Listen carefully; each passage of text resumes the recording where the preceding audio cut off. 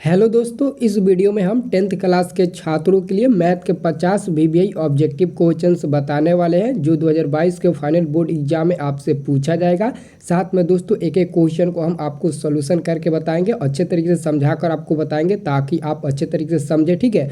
क्योंकि आपको पता ही होगा कि फरवरी में 17 फरवरी से आपका फाइनल बोर्ड एग्जाम स्टार्ट होने वाला है और पहले ही दिन मैथ का पेपर है, ठीक है। अगर आप लोग मैथ में 90+ नंबर लाना चाहते हो तो इस वीडियो को लास्ट तक देखिएगा, ठीक है। इसमें हम आपको बहुत ही इंपॉर्टेंट क्वेश्चंस बताने वाले हैं जो सभी क्वेश्चंस लड़ जाएंगे आपके फाइनल बोर्ड एग्जाम में, ठीक है। तो वीडियो को स्किप मत करना, वीडियो को शुरू से लेकर अंत तक देखना और साथ में इस वीडियो को अपने दोस्तों के पास भी शेयर कर देना, ठीक है। तो चलिए वीडियो को स्टार्ट करते हैं। उससे पहले अभी तक हमारी इस वीडियो को लाइक नहीं किए हो तो एक वीडियो को लाइक कर दीजिए, उसके बाद से आप इस वीडियो को अपने दोस्तों के पास शेयर भी कर दीजिएगा, ठीक है। तो चलिए वीडियो को स्टार्ट करते हैं, ठीक है। यहाँ पर दोस्तों पहला नंबर क्वेश्चन देखेंगे। पहला नंबर क्वेश्चन कहता है कि निम्नलिखित में कौन सा परिमेय संख्या है।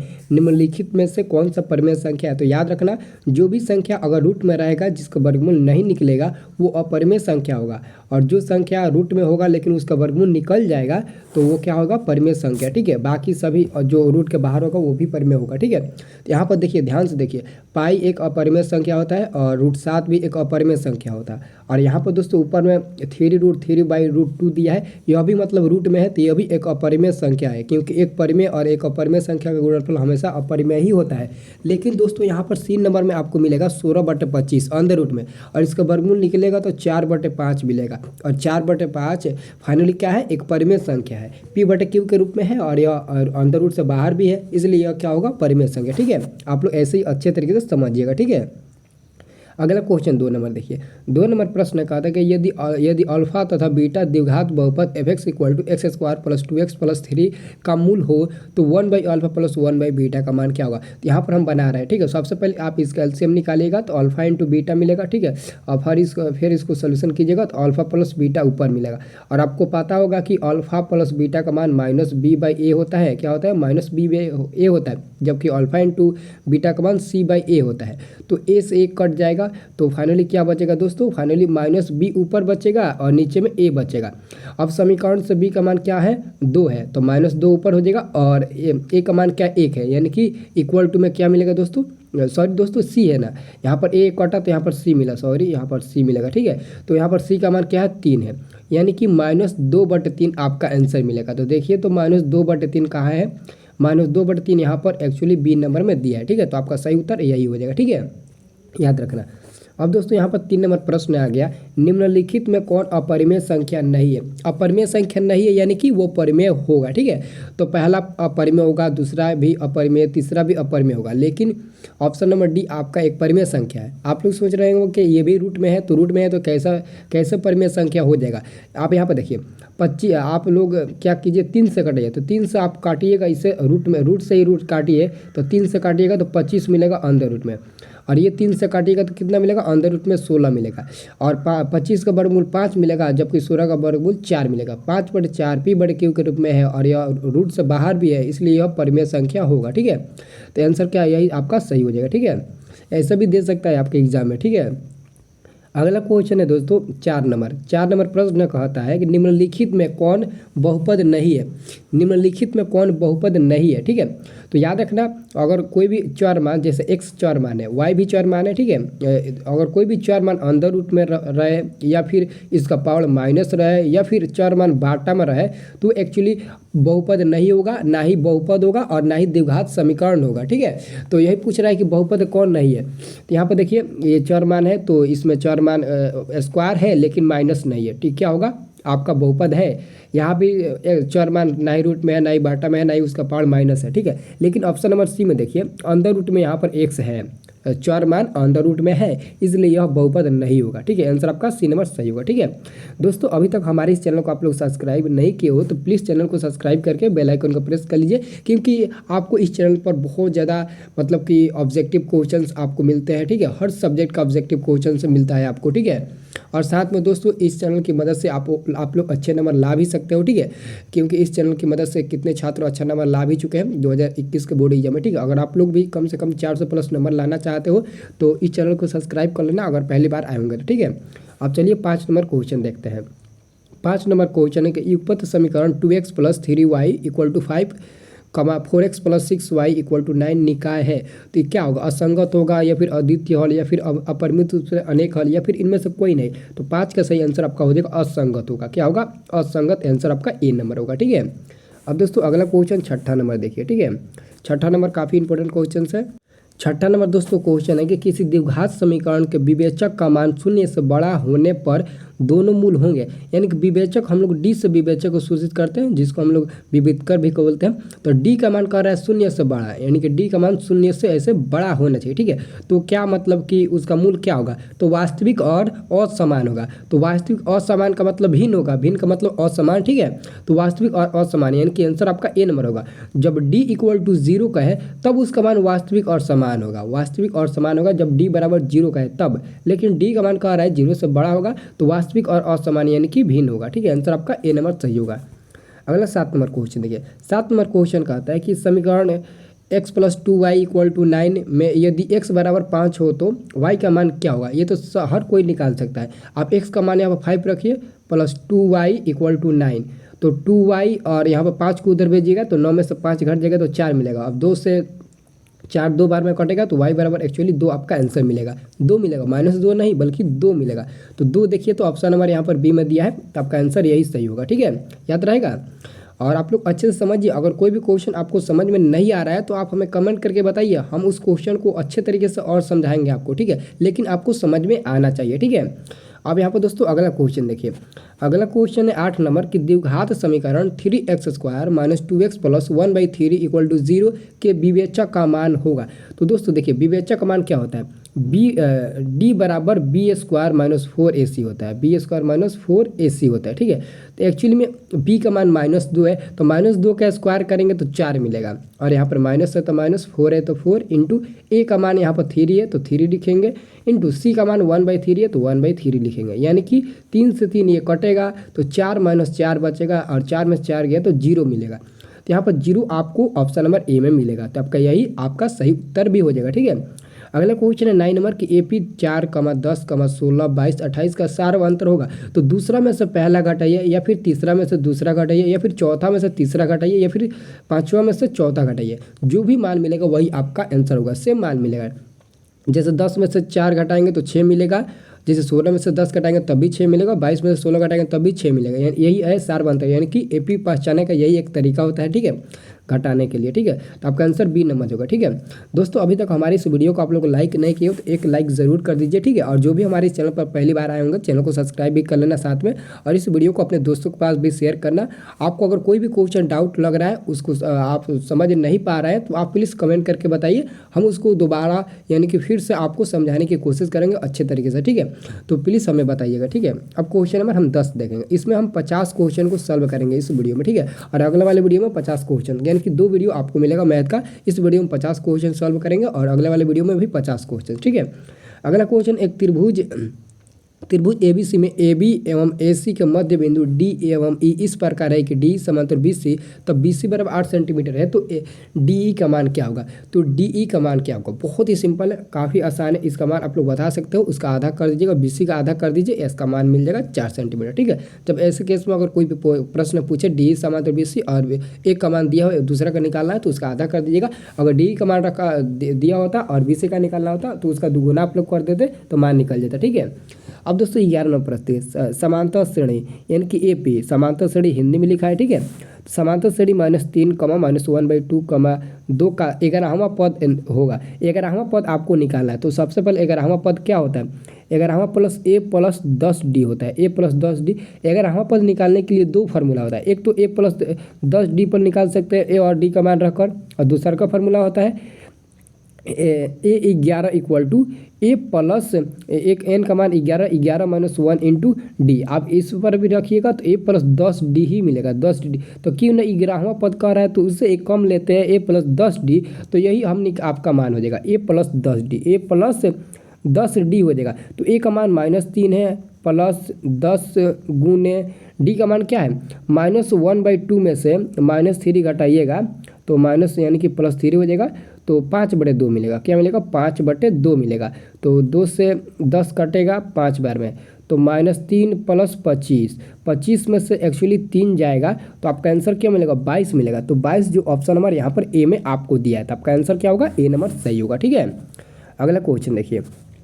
अगला क्वेश्चन कहता है कि दो समरूप त्रिभुजों ABC एवं DEF में इनके क्षेत्रफलों का अनुपात निम्नलिखित में कौन सा होगा। इनके क्षेत्रफलों का अनुपात निम्नलिखित में कौन सा होगा। तो AB के स्क्वायर बटे DE के स्क्वायर, AB के स्क्वायर बटे DE के स्क्वायर होगा। ठीक है, अगला क्वेश्चन है 4, -3 किस चतुर्थांश में स्थित है। यानी कि आपको 4, जो -3 दिया है वो नहीं देखना, अंक नहीं देखना बल्कि चिन्ह देखना है। 4 में प्लस चिन्ह दिया है जबकि 3 में माइनस चिन्ह दिया है। तो प्लस माइनस किस चतुर्थांश में होता है, प्लस और माइनस किस चतुर्थांश में होता है ये आपको देखना है। ठीक है, तो चौथे घर में होता है, क्या होता है, चौथे घर में होता है प्लस और माइनस। ठीक है, और माइनस प्लस दूसरे घर में, प्लस प्लस पहले घर में और माइनस माइनस तीसरे घर में होता है। ठीक है, तो आंसर आपका डी नंबर सही होगा। ठीक है, अगला क्वेश्चन है a + b यदि a + b बराबर 90 डिग्री तो cos a बराबर होगा। तो सबसे पहले a + b बराबर 90 दिया है और यहाँ पर cos a का मान निकाला है। तो a का आप यहाँ पर मान निकालिएगा तो 90 - b मिलेगा, 90 डिग्री - b मिलेगा। अब a का मान यहाँ पर cos में लेकर रख दीजिएगा तो cos 90 - b होगा। आपको पता है कि b थीटा का काम कर रहा है तो cos 90 - थीटा इक्वल टू क्या होता है, sin थीटा, और थीटा का जगह पर b है तो sin b होगा। तो sin b यहाँ पर ऑप्शन नंबर सी में है, तो आपका आंसर सी नंबर होगा। ठीक है, अब दोस्तों देखिए, दोस्तों अगर समझ में आ रहा है तो बोलिएगा। ठीक है, अगर नहीं समझ में आएगा तब भी आप लोग बोलिएगा कमेंट करके। ठीक है, आप सभी लोग एक एक कमेंट कर दीजिएगा वीडियो को अंत तक देखने के बाद। ठीक है, एक प्यारा सा सभी लोग कमेंट कर दीजिएगा वीडियो को लास्ट तक देखने के बाद, क्योंकि आप तो कमेंट करते नहीं हो, किसी भी वीडियो में कमेंट नहीं करते हो, कम से कम इस वीडियो में तो एक कमेंट कर देना, हर कोई एक एक कमेंट कर देना। ठीक है, बाकी सब हम देख लेंगे, आप लोग सिर्फ एक एक कमेंट और एक एक लाइक कर देना। ठीक है, इस वीडियो पर। ठीक है, अगला क्वेश्चन 15 नंबर देखिए। 15 नंबर प्रश्न कहता है दोस्तों कि बिंदु ए का मान दिया है 4,5 तथा B 6,5 को मिलाने वाली रेखा का मध्य बिंदु है। तो मध्य बिंदु निकालने के लिए एक फॉर्मूला होता है, इसका ए बिंदु का पहला और बी बिंदु का पहला अंक जोड़कर 2 से भाग दीजिए।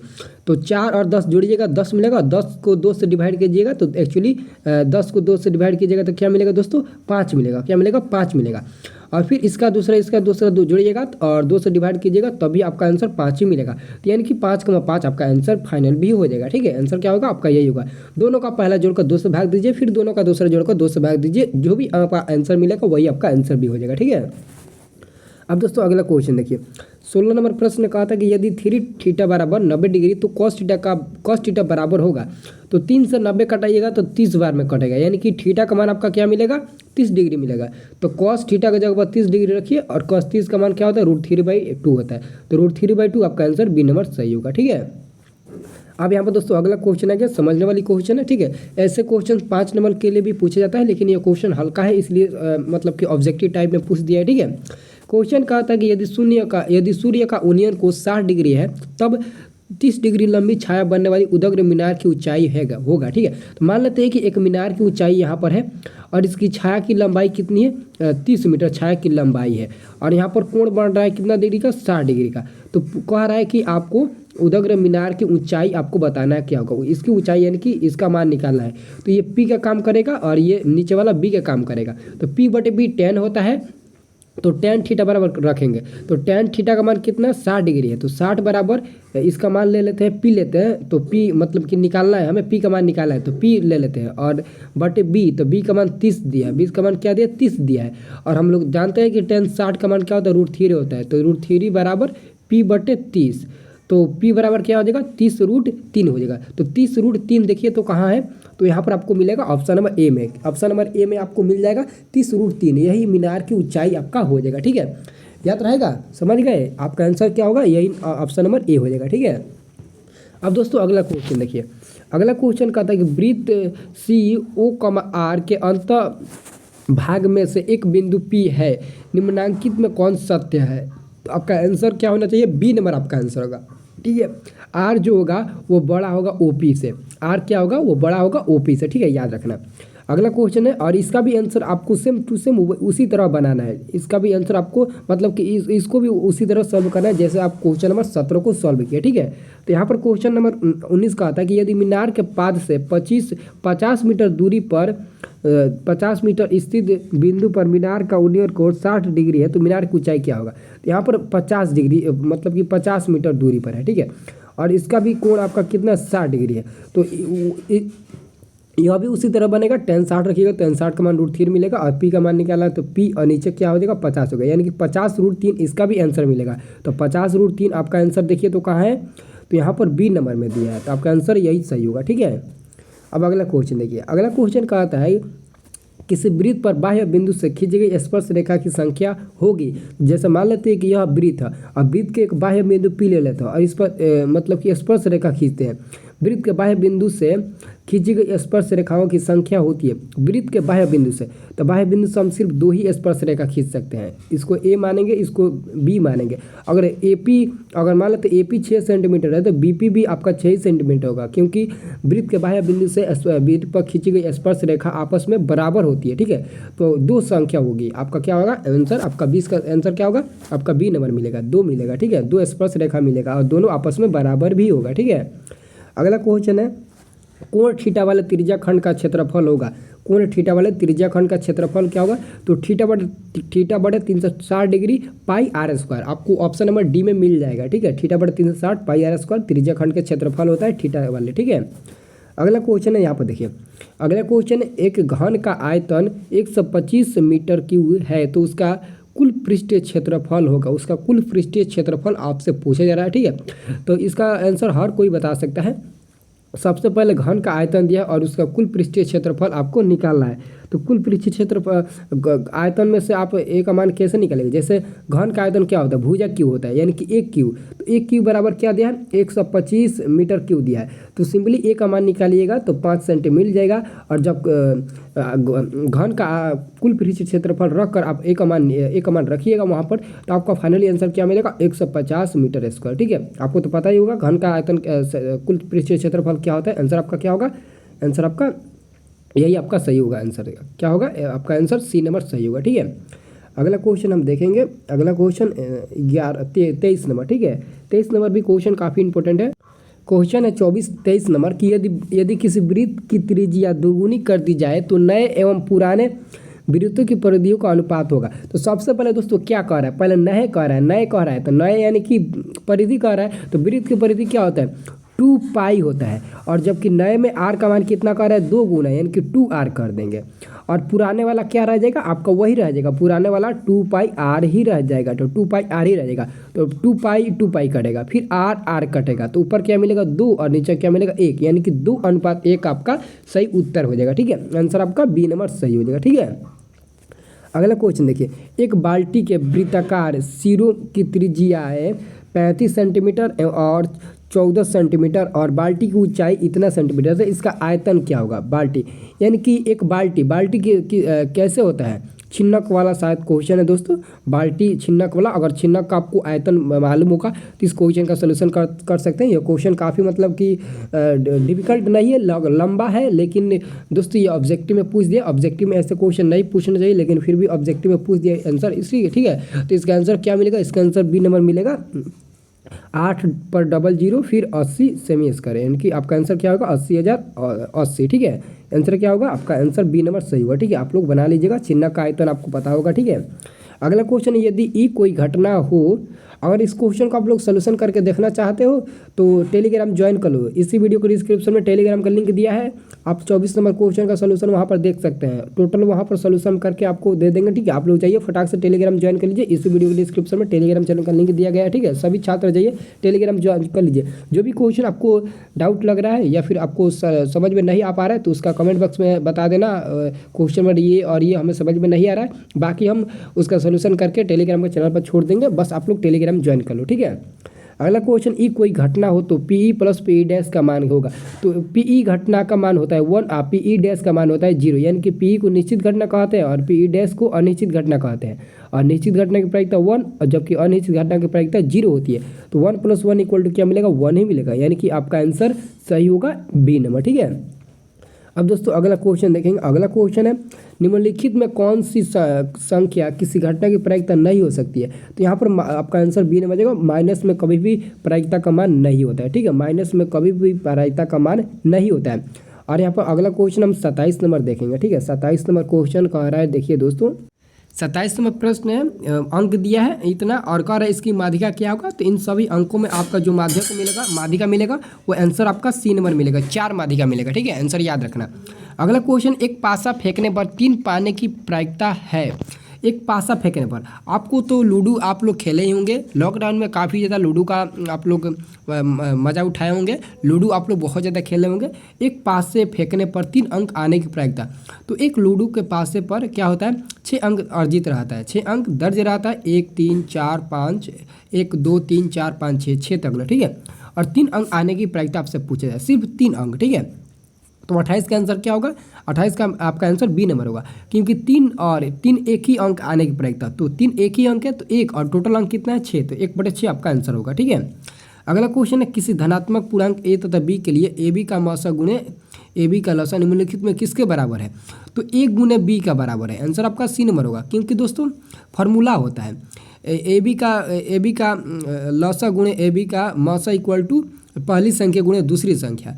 तो यहाँ पर दोस्तों पहली संख्या ए हो जाएगा और दूसरी संख्या बी हो जाएगा, और ए बी का मौसा गुणे ए बी का लौसा दे ही दिया है और उसका इक्वल टू में पूछा जा रहा है कि क्या होगा, तो ए गुणे बी होगा। अगर यहाँ पर कोई अंक रहता तब दूसरा हो जाता, लेकिन अंक ए बी है तो ए बी ही आपका गुणा में हो जाएगा। ठीक है, अगला क्वेश्चन देखिए, सोल्यूशन करने वाला क्वेश्चन आ गया कि यदि अल्फा कमा बीटा द्विघात बहुपद f x equal to x square minus 5x plus 7 के मूल हो तो 1 अल्फा प्लस 1 बीटा का मान क्या होगा।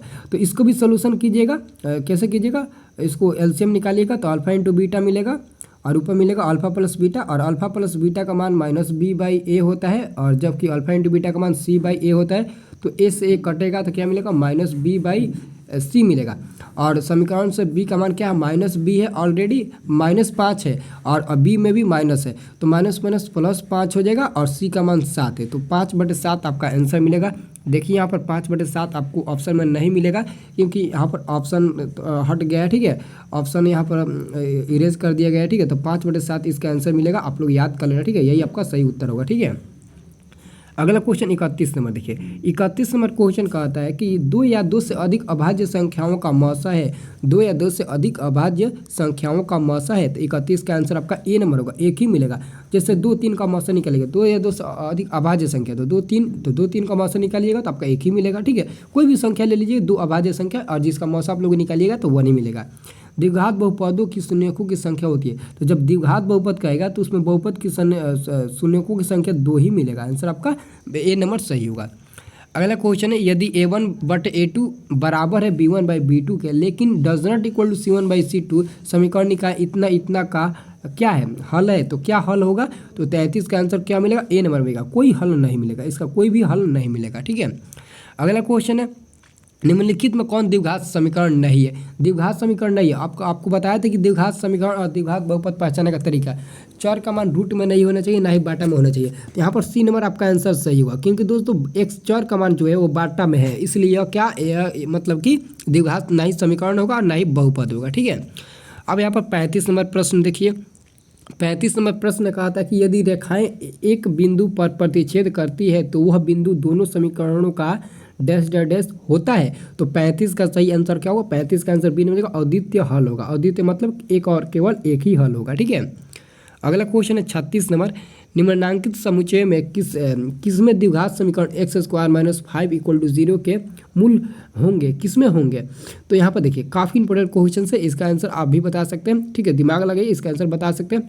अपरिमेय संख्याएं होंगे, समुच्चय क्या होगा, अपरिमेय संख्या। अगर इक्वल टू में 0 है तो x का मान निकालेगा तो रूट में 5 ही ना मिलेगा, तो रूट में 5 क्या है, समुच्चय के रूप में, तो यह अपरिमेय संख्या है। ठीक है, अगला क्वेश्चन, एक समबाहु त्रिभुज ABC में AD लंब BC, तब AB का स्क्वायर बटे AD का स्क्वायर इक्वल टू क्या होगा, AB का स्क्वायर बटे AD का स्क्वायर क्या होगा। 37 का आंसर आपका क्या मिलेगा, बहुत ही इंपॉर्टेंट क्वेश्चन है। ठीक है, और 37 का आंसर आपका बी मिलेगा, 4/3 मिलेगा। एक त्रिभुज ऐसे है, ABC त्रिभुज है ABC और AD लंब है BC पर, तो AB का स्क्वायर बटे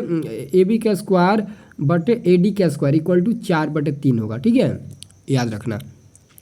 अगला क्वेश्चन, यदि AP का प्रथम पद A और पदांतर D हो तो इसके प्रथम n पदों का जोगफल निम्नलिखित में कौन होगा। जोगफल पूछा जा रहा है, तो n/2 2a plus n-1 into d, option number आपका सी सही आंसर होगा। ठीक है, और अगर पूछे nवां पद तब आपका आंसर ए नंबर हो सकता था, लेकिन अगर पदों का जोगफल पूछ दिया तो आपका आंसर सी नंबर ही सही होगा। ठीक है, 38 का आंसर क्या होगा? C number.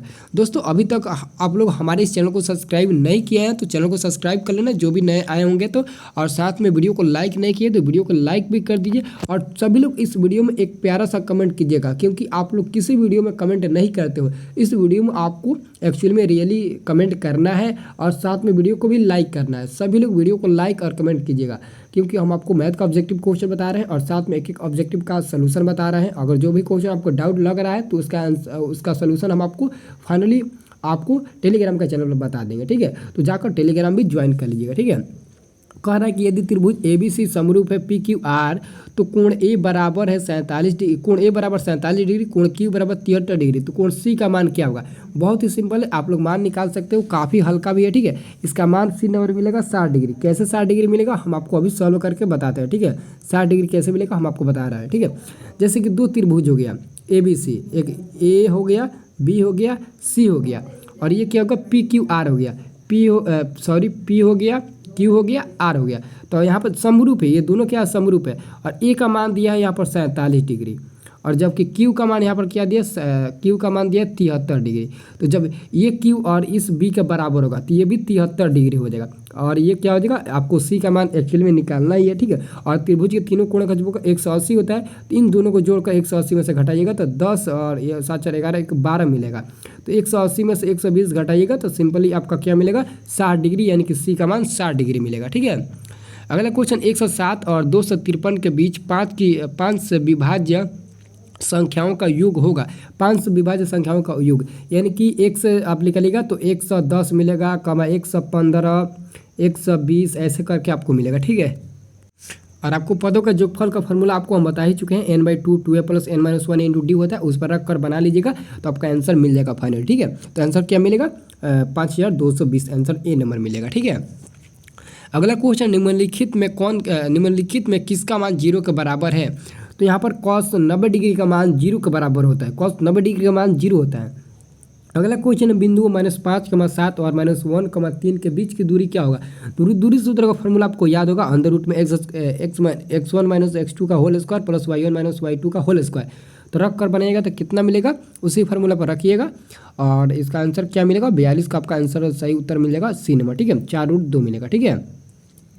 अगला क्वेश्चन है यदि sin A बराबर 3/4 तो cos A का मान क्या होगा? तो सिंपली भी दोस्तों sin A बराबर P/H होता है, और आपको एक और बात चाहिए B का मान। तो B का मान निकालिएगा तो 4 का स्क्वायर 16 और 16, 3 का स्क्वायर 9, तो 16 में से 9 घटाइएगा तो सिंपल अंदर में 7 मिलेगा, यानी कि B का मान क्या मिलेगा? 7 मिलेगा। और cos A बराबर B/H होता है, cos A बराबर B/H, तो B का मान √7 है और H का मान 4 है, तो √7/4 आपका आंसर मिल जाएगा, और यह आंसर ऑप्शन नंबर D में दिया है, ठीक है। अगला क्वेश्चन है किस बिंदु की x अक्ष से दूरी उस बिंदु का कहलाती है? तो कोटि कहलाएगा। क्या कहलाएगा? कोटि। आंसर आपका 44 का B सही होगा, ठीक है। अगला क्वेश्चन है किसी वृत्त की त्रिज्या दोगुनी कर दी जाए, यदि किसी वृत्त की त्रिज्या दोगुनी कर दी जाए तो पुराने एवं नए वृत्त के क्षेत्रफलों का अनुपात क्या होगा? तो सबसे क्षेत्रफल पूछा जा रहा है, तो वृत्त के क्षेत्रफल क्या होता है? 2π क्या होता है? पहले पुराने कह रहा है, तो पुराने 2π सॉरी दोस्तों, वृत्त का क्षेत्रफल πr² होता है, तो पुराने कह रहा है तो पुराने वृत्त का क्षेत्रफल क्या होता है? πr², जबकि नए वृत्त का क्षेत्रफल क्या होगा? πr का मान दुगुना कर रहा है तो 2r का होल स्क्वायर कर देंगे, ठीक है। तो क्या होगा? πr² ऊपर होगा और नीचे में 4 क्या हो जाएगा? 4πr² हो जाएगा, ठीक है। तो 8 से 8 कटेगा, पाई से पाई कटेगा, ऊपर 1 बचेगा, नीचे 4 बचेगा, यानी कि 1:4 आपको मिलेगा आंसर, ठीक है। तो आंसर यह B आपका सही होगा, 45 का आंसर B सही होगा, ठीक है। अगला क्वेश्चन देखिए, प्रथम 3 लगातार प्राकृतिक संख्याओं का माध्य क्या होगा? प्रथम 3 प्राकृतिक संख्याओं का माध्य, तो 1 + 2 + 3, और 3 को जोड़कर कितना अंक है? 3 अंक है, तो 3 से भाग दीजिएगा तो 6/3, यानी कि 3 से 6 2 बार में कटेगा, तो आपका आंसर 2 ही मिलेगा। क्या मिलेगा? 2 मिलेगा, आंसर आपका B नंबर सही होगा। अगला क्वेश्चन है यहाँ पर 47 नंबर, संचयी बारंबारता वक्र कहलाती है? तो त्वरण कहलाती है, आंसर आपका A नंबर सही होगा। अब दोस्तों अगला क्वेश्चन देखिए, अगला क्वेश्चन है यहाँ पर दोस्तों 48 में प्रश्न कहता है कि ताश के 52 पत्तों की अच्छी तरह से फेंटी गई गड्डी में से एक पत्ता निकाला जाता है तो एक तस्वीर वाला पत्ता प्राप्त होने की प्रायिकता क्या होगा? दोस्तों आप तो ताश खेले होंगे, अगर नहीं खेले होंगे तो यहाँ पर समझ लीजिए। एक ताश की गड्डी में 52 पत्ती होती है और 52 पत्ती को अच्छी तरीके से फेंटा गया है, 52 पत्ती को खूब अच्छी तरीके से फेंटा गया है। और पूछा जा रहा है उसमें से मतलब तस्वीर वाला पत्ता होने की प्रायिकता क्या होगा। तो तस्वीर वाला पत्ता 4 होता है और टोटल पत्ता 52 होता है। तो 52 लिख देंगे और 4 से 52 13 बार में कट जाएगा, तो 1/13 आपका फाइनली आंसर भी मिल जाएगा। तो 48 का आंसर आपका डी नंबर सही होगा। ठीक है, तो दोस्तों यहाँ पर बहुत ज़्यादा टाइम हो गया। ठीक है, तो बाकी का क्वेश्चन है नेक्स्ट वाले वीडियो में हम आपको बता देंगे। ठीक है, तो उस वीडियो को भी आप लोग ज़रूर देखिएगा, बहुत ही मज़ा आएगा। साथ में हल भी आपको सोल्यूशन करके हम आपको बताएंगे उस वीडियो में भी ऑब्जेक्टिव क्वेश्चन को। ठीक है, तो फटाक से वीडियो को लाइक कर दीजिए, अगर लाइक नहीं किए हैं तो, और एक प्यारा सा कमेंट करके जाइए, और साथ में इस वीडियो को अपने दोस्तों के पास शेयर कर दीजिए, और चैनल पर नए आए तो चैनल को सब्सक्राइब कर लीजिए। ठीक है, तो चलिए मिलते हैं दोस्तों नेक्स्ट वाले वीडियो में।